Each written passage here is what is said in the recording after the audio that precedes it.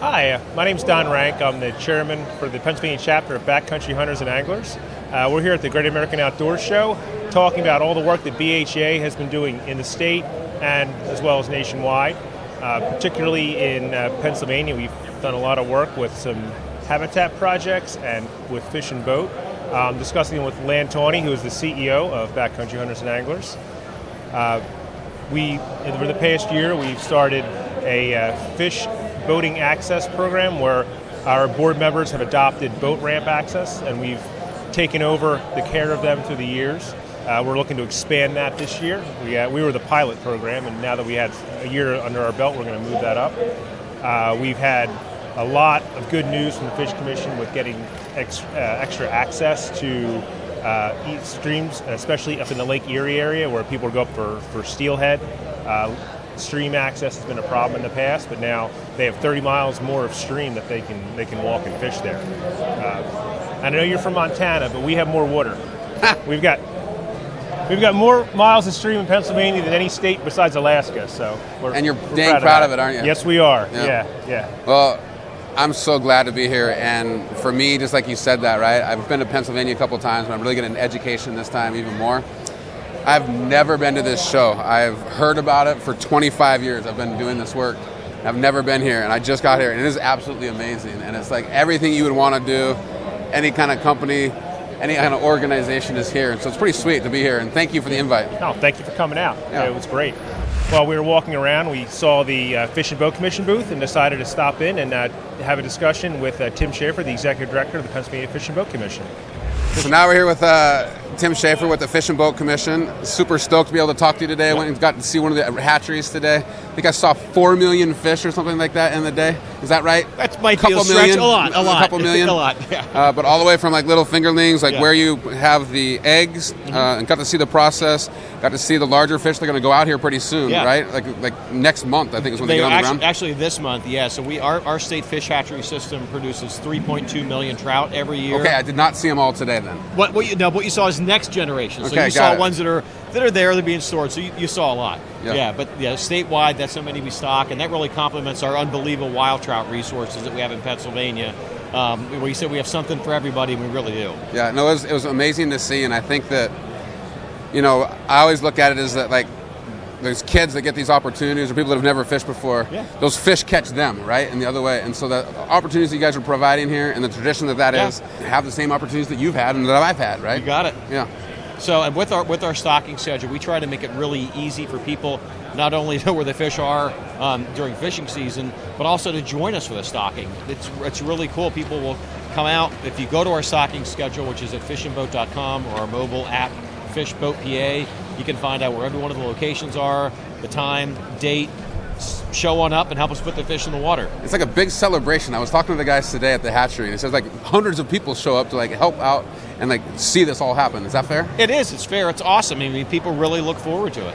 It's cool. And the deal, and I don't know if the guys at the hatchery told you, the deal is if you fall in while you're stocking, you got to buy donuts next time. So, well, I'll be back in Montana, but I'll remember that. Okay. Yeah, so here in Pennsylvania, the opening day of trout season is April 1st. It's always a really big deal across the Commonwealth.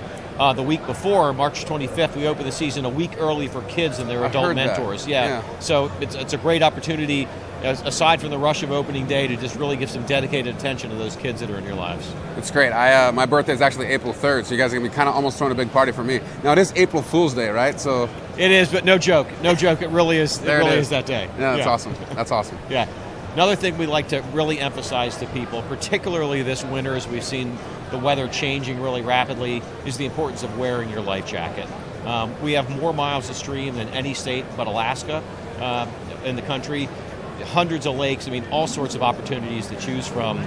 From November 1st through April 30th, we have a mandatory life jacket wear on all canoes and kayaks and boats under 16 feet.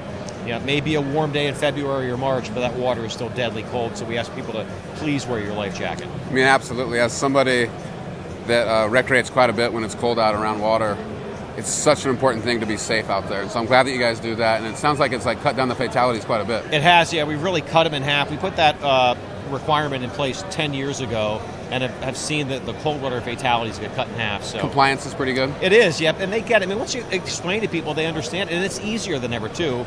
I mean, with Backcountry Hunters and Anglers, I'm sure you have a lot of waterfowl hunters. Absolutely. I mean, you've now got the flotation built into the coats themselves. Totally. And yeah, so we do see good compliance. Good. Well, I know I've made some mistakes out there in the cold water. Been very lucky that nothing bad happened to me. Yeah. But I think it's a great requirement. It is. So, and part of the way people get to the water in Pennsylvania is the great public access. And I know that that's a huge priority for your organization. It absolutely is, and I think that access is really the number one thing that we hear from hunters and anglers. They don't have enough of it, or the access sites that they go to have so many people at them. And so I think the more access that we have, we can distribute people more out into the field and let them have those experiences. And so access, is a very big piece of what we do, and I've been really impressed with kind of some of the easements that you guys were doing, especially I think that we talked about earlier, like the 30 miles that are outside of like Lake Erie. Like that is pretty dang cool, man. It is cool. I mean, you figure the small piece of shoreline that we have to have 30 miles of public access, it's wonderful. So to find out where those accesses are, again, you go to our website or the mobile app, and the mobile app in particular has a Near Me feature. Okay. Think, man, it's cool, I got a kayak for Christmas, where do I go? Totally. Click on the Near Me feature, it shows 5, 10, 15, 20 miles. Where are all the boat accesses that are close to you? That's great. That's great. Well, I think, sometimes we don't like technology creeping into like hunting and fishing, but this is a great way for it to do that, right? Because we all need to know. If you do know, then you have more options, right? Yep, and we also ask people to be ethical when you're out there. We actually stock more fish on private land than we do on public land in Pennsylvania. Okay. But the number one reason that people stop or post their property is litter. It's real simple. So if you're out there, please be courteous. The whole leave no trace ethic absolutely has a place in fishing as well. Be mindful of where you are. If you take it in, take it out with you. And that's something we've been doing across the country too with our chapters, and especially here in Pennsylvania, is doing cleanups. Yeah. And being stewards of that land. And I would say, try to be as conscious as possible. Yep. Participate in these cleanups, but also if you see somebody do something, make sure you have a conversation with them. It doesn't have to be confrontational, but really this is all of ours to lose if we don't treat it right. Really want to thank BHA for what you guys have done in adopting accesses for us. We started an Adopt and Access program. You guys are up to almost 20 of them. These are boat ramps that we have that we have a relatively small staff, can't get to everywhere. Right. And we appreciate your help in helping us to... Well, you're welcome, man. Yeah. But thank you for the opportunity. And I would say that's just one of the ways that we give back, but I think as hunters and anglers, we should always be thinking how we give back. Yep. Because none of this, again, happened by accident, and it's a privilege to be able to do these things. Yep. Well, thank you for your help, and it's great to have you here at the show. Oh, man, thank you. I'm looking forward to walking around even more. Cool. Yeah. We want to thank Tim for his time and all the work he does and all the work that the Pennsylvania Fish and Boat Commission does. If anybody wants to learn more about our organization, you can check us out at www.backcountryhunters.org. All of this industry that's here, none of this happened by accident. We have something different in America where the wildlife belongs to the people and we have public access to those wildlife. It takes everybody that's listening to this to play a part in that. Whether that's buying your fishing license, whether that's buying fishing equipment, or actually getting involved in organizations like ours. We, the people, have a say in how wildlife is managed in this country, and we need to keep it that way.